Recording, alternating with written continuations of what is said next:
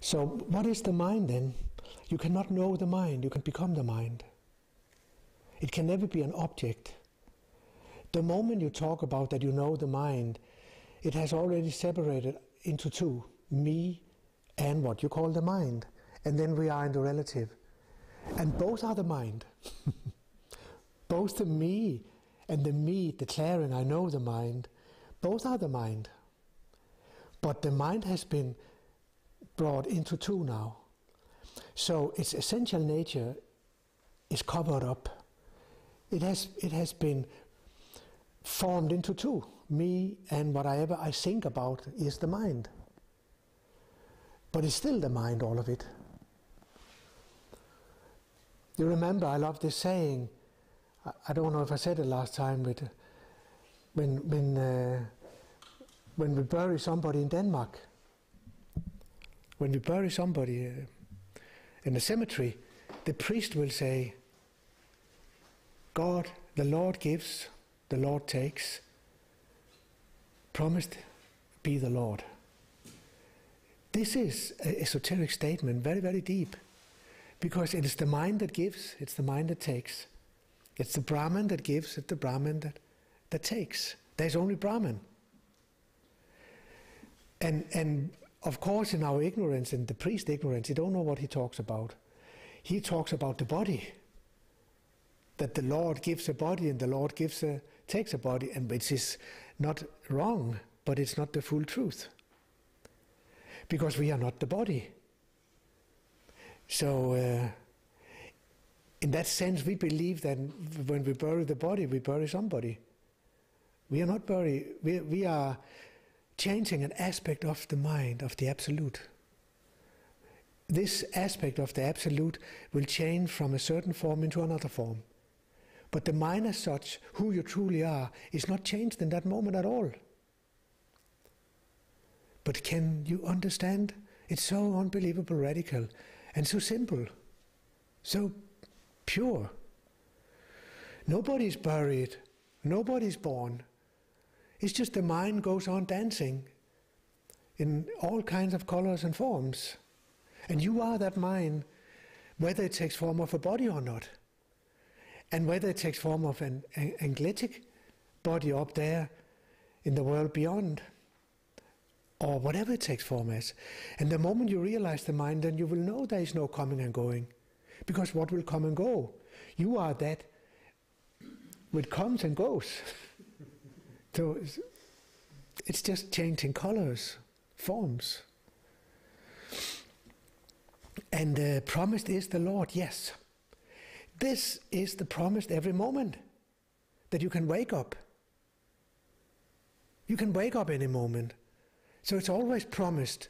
But what are we doing? We are busy with all kinds of other things. I see very, very few people who are really interested in waking up and knowing who they are. And sometimes I ask myself, but why? Why are they not more interested? I cannot understand that. How come people are not interested in knowing who they are? And many people are even scared of trying to look inside. Why are they scared of looking inside? Maybe they feel there's so much unfinished inside that they go on pushing in front of them. And then it comes when they die. They don't die, but when the body dies, then we have the family gathering and all the things are shared and finishing business and people love each other. But why on earth do we have to wait until the body falls away before we encounter this load we are pushing in front of us all the time? So people are scared of opening up to inside. And in the West, we're so damn scared of it. So people have no grounding. People are absolutely floating like leaves in the wind. And look at all these unhappy people in our world. And all these unhappy young people, they have not taught anything of importance. Nothing. They just taught about listening to pop music and sport and whatever. And I understand they become destructive. Good Lord. Because they're not shown anything of importance. And what is importance? It is your insight. If you have no insight, what is What on earth can you see out there? You will be lost, and everybody is lost. Very, very few people are not lost. But there's such a fear of looking in. Why don't we teach our young people to meditate in the school and start knowing themselves and start knowing each other really deeply? Why don't we teach them about true love and compassion and real values instead of just some textbooks and on memorizing things, and they come out of school and they know not a single thing, full of inferiority, full of lack of self-worth, shame, and we're living in such an unbelievable low culture. But it's very difficult to see because we have no comparison. But when we hear a mantra like this, we suddenly hear a resonance from a much higher culture which doesn't exist anymore. But it comes from a very, very high culture. You know, in the Hinduism, they have 4 yugas. And it means each yuga is millions of years. And every time there has been a yuga, the whole thing collapses and it starts all over again. So the first yuga that starts, it's a very high culture. And then it declines. And now we are in the 4th yuga, the Kali Yuga. And this earth in the Hinduism tradition, in this old Vedic tradition, this will totally collapse. You can also say that Brahman will absorb all the forms and names into himself and create it again. You can also say that the mind will dissolve all the forms and names and all relativity in one moment and project it out again in 4 new yugas. And each yuga is millions of years. And maybe they've seen something deep. Because I can certainly understand that they call this the Kali Yuga. So superficial. The only thing we can understand is sex and food and death. Nothing deeper. So why are we scared of looking in? Because we know we will have to meet a lot of things that we have pushed away. And everybody who starts on the path of meditation, of working on him or herself, will meet a lot of difficult things inside. And that is part of growth. It's a blessing in disguise when we start meeting. When the stone starts raining on you, you are blessed. Feel blessed. When it really starts raining on you, it's because you're worthy of it.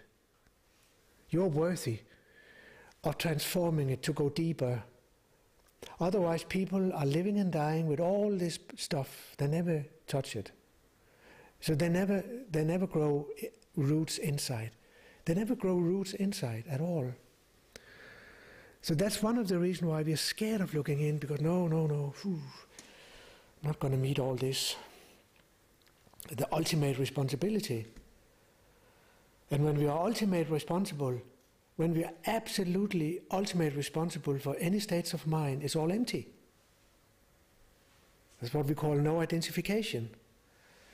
That's why I say yesterday, if I go into the middle and whatever you see in me, whatever you have problem with in me, are icebergs in yourself. And you know, an iceberg, you only see the top of it. So whatever you see in me, you may see the top of the iceberg in yourself. But if you start seeing deeper into yourself, you will see that the iceberg has a much deeper foundation. And that is how you expand, by resting into all this stuff and using each other as mirrors for that. Because we're all mirroring each other. Whenever we have any trouble with anybody, it's not with anybody we have trouble. It is with some feelings, some stages, some experiences we have trouble with. And what is trouble with them? It is that we don't see it as empty. We don't see it as the pure mind, as the absolute itself. We don't see it as the pure screen where everything is reflected on. You will become a pure screen one day where everything is reflected. That is the mind, the pure screen, where nothing sticks to, and it doesn't interfere with anything, and it creates everything. It's the mother of all things. This is Brahman. This is the mind. This is your true self. That is what you know when you say, Aham Brahmasi, I am Brahman. Or, I am the Buddha mind.